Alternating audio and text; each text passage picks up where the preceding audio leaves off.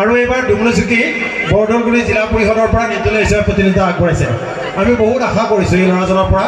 অনাগত দিনত এটা আমাৰো সপোন আছে, আমাৰ এই অঞ্চলটোৰ হৈ এখেতে প্ৰতিনিধিত্ব আগবঢ়াই আমাকো সহায় সহযোগ আগবঢ়াব। গতিকে পোনপ্ৰথমে আমি আমাৰ এই মঞ্চৰ পৰা এই ৰঙালী বিহুৰ তৰফৰ পৰা এইখনি ফুলাম গামোচাৰ সম্বৰ্ধনা জনাবলৈ বিচাৰিছোঁ। সম্বৰ্ধনা জনাইছে আমাৰ শ্ৰী ভদ্ৰকান্ত ডেকাই। এয়া আপোনালোকৰ মাজত মৰমৰ আফজল আলী আফজল হক ধন্যবাদ জ্ঞাপন কৰিছোঁ। লগে লগে আমাৰ আন এগৰাকী উদ্যোগী যুৱক ৰাজু আহমেদ ডুমুনিচুকী, এওঁলোক দুইজনে ডুমুনিচুকী, আৰু তেখেতকো এখনি গামোচা প্ৰদান কৰিবৰ কাৰণে অনুৰোধ জনাইছোঁ। গামোচা প্ৰদান কৰিছে আমাৰ নলিনী শৰ্মাই। আৰু খুব চমুকৈ আফজলৰ একচুৱেলি হেৰি হৈ আছে, অকণমান মাতটো ভাঙিছে, সেইকাৰণে বহুত ক'বই নোৱাৰে। আফজলৰ হৈ মই কথাখিনি আমাৰ মৰমৰ ৰাজুক ক'বলৈ অনুৰোধ জনাইছোঁ। ৰাজু, তুমি কৈ দিয়া। ধন্যবাদ দুলাল দা। সকলোকে ৰঙালী আৰু নতুন বছৰৰ শুভেচ্ছা জনাইছোঁ।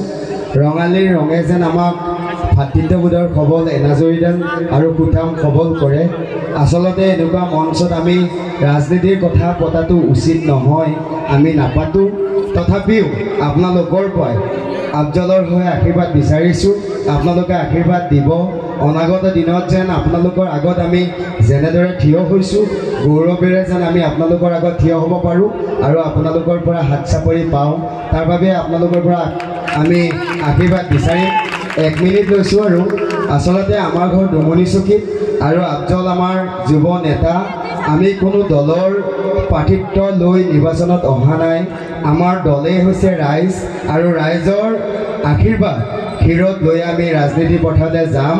আজি একো নাপাতোঁ, পৰৱৰ্তী সময়ত দুলাল দাই আমাক সহায় কৰিব, আপোনালোকৰ লগত বহিম, কথা পাতিম। এইখিনিতে আফজলে মাত্ৰ আপোনালোকক শুভেচ্ছাটো জনাব, আপোনালোকে আশীৰ্বাদ দিব। আৰু শেষত আই মাতৃসকলে কিন্তু নিজৰ সন্তানক আশীৰ্বাদ দিব দেই। আৰু শেষত ৰঙালীৰ পুনৰ শুভেচ্ছা জনাইছোঁ। ধন্যবাদ। মৰমৰ আজবলক আমি এটি শুভেচ্ছা দিবৰ কাৰণে অনুৰোধ জনাইছোঁ। নমস্কাৰ।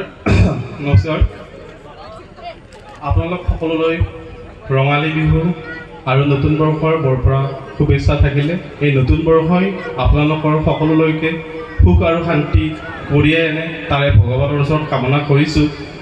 আৰু এয়া যিহেতুকে মই ইমান ধুনীয়া এটা পবিত্ৰ অনুষ্ঠানত ৰাজনীতিৰ ফালৰ পৰা আহিছোঁ, যদি মই ৰাজনীতিৰ কথা নকওঁ, কিন্তু আপোনালোকৰ এই নতুন বছৰে যাতে আপোনালোক সকলোলৈ সুখ শান্তি কঢ়িয়াই আনে, তাকে ভগৱানৰ ওচৰত কামনা কৰিছোঁ।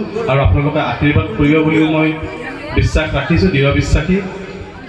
আৰু সদৌ শেষত আপোনালোকৰ আশীৰ্বাদ বিচাৰি আৰু নতুন বৰ্ষৰ শুভেচ্ছা জ্ঞাপন কৰি আপোনালোকৰ সকলোৰে সহায় সহযোগ বিচাৰিছোঁ। আৰু সকলোৰে দীৰ্ঘায়ু আৰু সুস্বাস্থ্য কামনা কৰি মই মোৰ বক্তব্য সামৰি মাৰিছোঁ। ধন্যবাদ। জয় আই অসম। ক্ষমা কৰিব, আমাৰ আচলতে প্ৰতীক চিহ্ন বিহুৰ মঞ্চত ক'ব নালাগে, তথাপিও আপোনালোকৰ সুবিধাৰ্থে আমাৰ প্ৰতীক চিহ্ন হ'ল কাপ প্লেট। অনুৰোধ জনাইছোঁ আপোনালোকে চাব, নিজৰ অধিকাৰ। আমাৰ আপোনালোকেলৈ অনুৰোধ, আপোনালোকৰ সিদ্ধান্ত। ধন্যবাদ।